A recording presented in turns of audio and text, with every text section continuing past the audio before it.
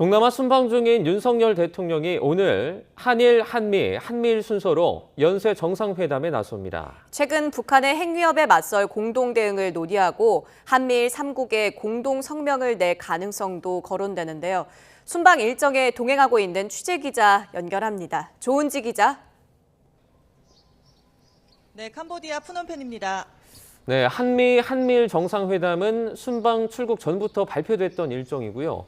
지금 한일 정상회담이 어제 확정된 거죠?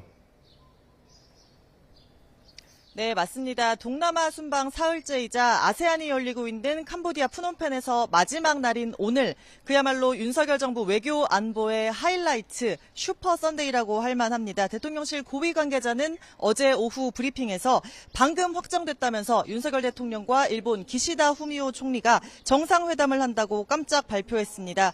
일본도 비슷한 시간 일정을 밝혔는데 아무래도 2달 전 뉴욕 방문 때 우리가 먼저 확정 발표하면서 일본이 이에 반발했고 만남마저 비공개로 진행됐던 전례가 고려된 것으로 풀이됩니다.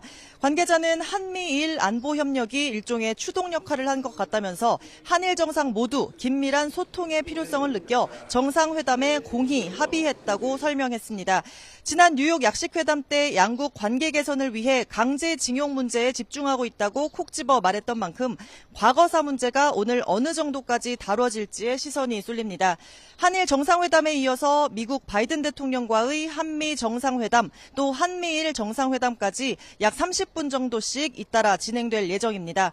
한미일 정상은 지난 6월 스페인에서 마주 앉은 이후 5개월 만이자 두 번째로 만나게 됩니다. 화두는 단연 북한이고요. 북한 7차 핵실험이 임박했다는 관측 속에 한미일 삼각공조로 대북 억지력을 강화하는 게 핵심입니다. 3개국 정상이 어떤 메시지를 내놓을지 또 3개국 공동성명이 발표될 가능성도 거론되고 있습니다. 한미 양자회담에서는 미국 인플레이션 감축법 IRA와 관련해서 윤 대통령이 어떤 형태로든 우리 측에 우려를 전달할 계획입니다. 네, 세 차례 정상회담이 있을 텐데 중국과의 회담, 한중회담은 가능성이 있습니까?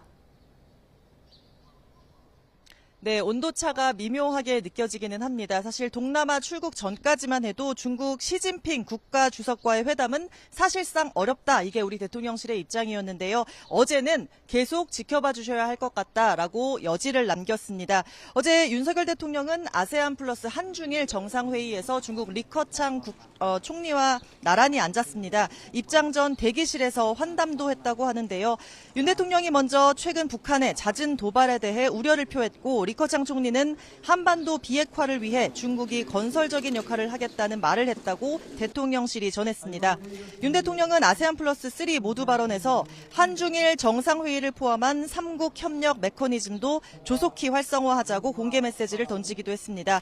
일단 분위기는 무르익고 있는데 오늘 밤 이동하는 인도네시아 발리에서 G20 정상회의를 전후해 시진핑 주석과 만날 가능성도 완전히 배제할 수는 없어 보입니다.